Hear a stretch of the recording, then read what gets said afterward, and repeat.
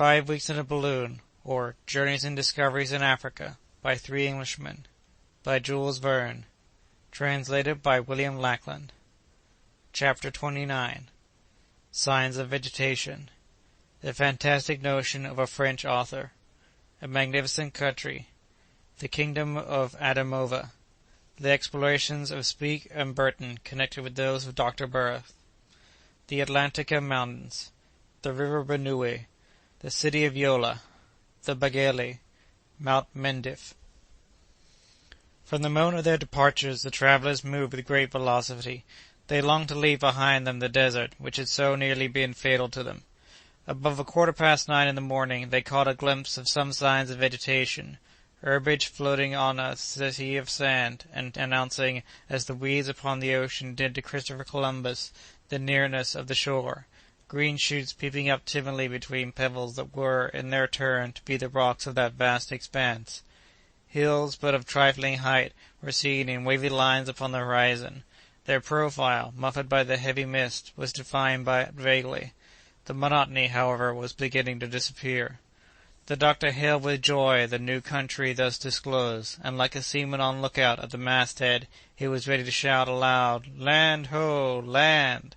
An hour later the continent spread broadly before their gaze, still wild in aspect, but less flat, less denuded, and with a few trees standing out against the gray sky. "We're in a civilized country at last," said the hunter. "Civilized? Well, that's one way of speaking, but there are no people to be seen yet." "It will not be long before we see them," said Ferguson, "at our present rate of travel."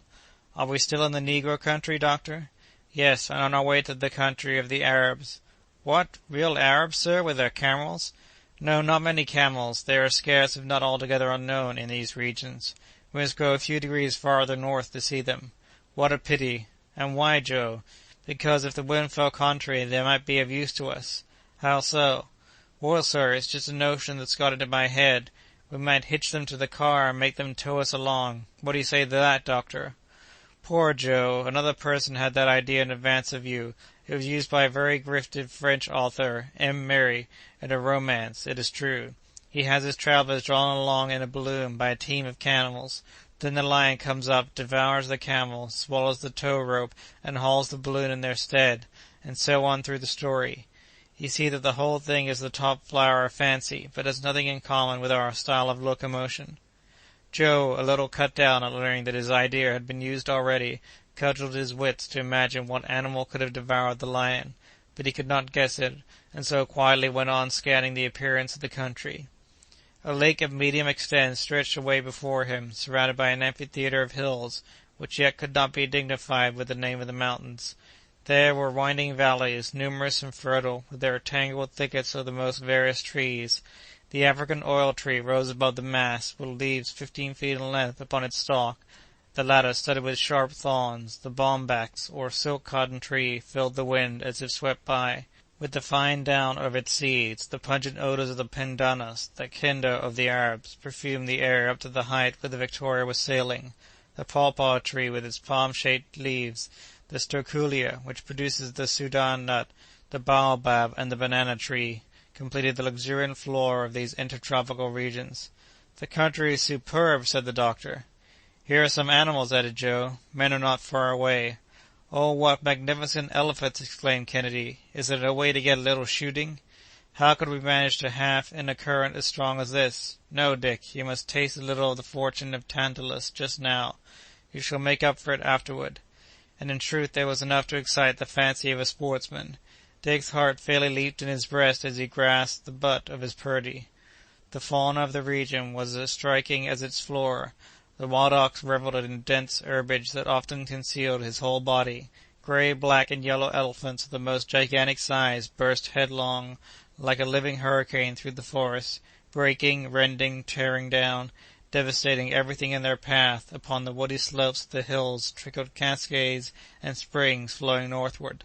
There, too, the hippopotami bathed their huge forms, splashing and snorting as they frolicked in the water, and lamantines, 12 feet long, with bodies like seals, stretched themselves along the banks, turning up toward the sun their rounded teeth swollen with milk. It was a whole menagerie of rare and curious beasts in a wondrous hothouse, where numberless birds with plumage of 1,000 hues gleamed and fluttered in the sunshine. By this prodigality of nature the doctor recognized the splendid kingdom of Adamova. We are now beginning to trench upon the realm of modern discovery. I have taken up the lost scent of preceding travellers. It is a happy chance, my friends, or we shall be enabled to link the toils of Captains Burton and Speke with the explorations of Dr. Barth. We have left the Englishman behind us, and now have caught up with the Hamburger. It will not be long, either, before we arrive at the extreme point attained by that daring explorer. It seems to me there is a vast extent of country between the two explored routes, remarked Kennedy, at least if I am to judge by the distance that we have made. It is easy to determine. Take the map and see what is the longitude of the southern point of Lake Ukéréoué, reached by Speke. It is near the 37th degree, and the city of Yola, which we shall sight this evening, and to which Barth penetrated, what is its position? It is about in the 12th degree of east longitude. Then there are 25 degrees, or, counting 60 miles to each, about 1,500 miles in all. A nice little walk, said Joe, for people who have to go on foot. It will be accomplished, however. Livingstone and Moffat are pushing on up this line toward the interior. Nyassa, which they have discovered, is not far from Lake Tanganyika, seen by Burton. Ere the close of the century, these regions will undoubtedly be explored. But, added the doctor, consulting his compass, I regret that the wind is carrying us so far to the westward. I wanted to get to the north. After 12 hours of progress, the Victoria found herself on the confines of Nigritia. The first inhabitants of this region, the Chuas Arabs, were feeding their wandering flocks. The immense summits of the Atlantika Mountains, seen above the horizon, mountains that no European foot had yet scaled, and whose height is computed to be 10,000 feet. Their western slope determines the flow of all the waters in this region of Africa toward the ocean. They are the mountains of the moon to this part of the continent. At length a real river greeted the gaze of our travellers, and by the enormous ant-hills seen in its vicinity, the doctor recognized the Benue, one of the greatest tributaries of the Niger, the one which the natives have called the Fountain of the Waters. This river, said the doctor to his companions, will one day be the natural channel of communication with the interior of Nigritia. Under the command of one of our brave captains, the steamer Pleiad has already ascended as far as the town of Yola. You see that we are not in an unknown country. Numerous slaves were engaged in the labors of the field, cutting sorgo, a kind of millet which forms the chief basis of their diet, and the most stupid expressions of astonishment ensued as the Victoria sped past like a meteor. That evening the balloon halted about 40 miles from Yola, and ahead of it, but in the distance, rose the two sharp cones of Mount Mendif. The doctor threw out his anchors, and made fast to the top of a high tree, but a very violent wind beat upon the balloon with such force as to throw it over on its side, thus rendering the position of the car sometimes extremely dangerous. Ferguson did not close his all night, and he was repeatedly on the point of cutting the anchor rope and scudding away before the gale. At length, however, the storm abated, and the oscillations of the balloon ceased to be alarming. On the morrow the wind was more moderate, but it carried our travellers away from the city of Yola, which, recently rebuilt by the Foulons, excited Ferguson's curiosity. However, he had to make up his mind to being borne farther to the northward and even a little to the east. Kennedy proposed to halt in this fine hunting country, and Joe declared that the need of fresh meat was beginning to be felt. But the savage customs of the country, the attitude of the population, and some shots fired at the Victoria, admonished the doctor to continue his journey. They were then crossing a region that was the scene of massacres and burnings, and where warlike conflicts between the barbarian sultans, contending for their power amid the most atrocious carnage, never ceased. Numerous and populous villages of long, low huts stretched away between broad pasture fields, whose dense herbage was besprinkled with violet-colored blossoms. The huts, looking like huge beehives, were sheltered behind the bristling palisades.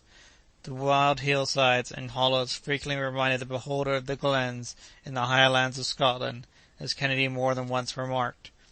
In spite of all he could do, the doctor bore directly to the northeast, toward Mount Mendif, which was lost in the midst of environing clouds.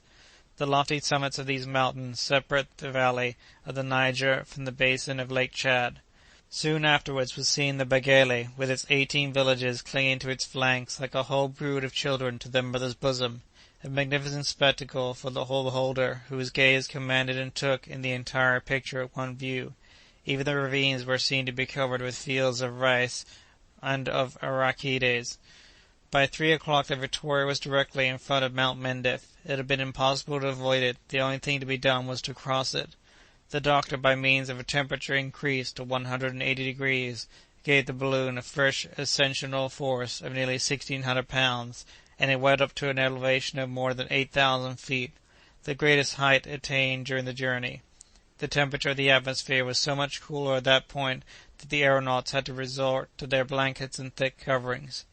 Ferguson was in haste to descend. The covering of the balloon gave indications of bursting, but in the meanwhile he had time to satisfy himself of the volcanic origin of the mountain, whose extinct craters are now but deep abysses.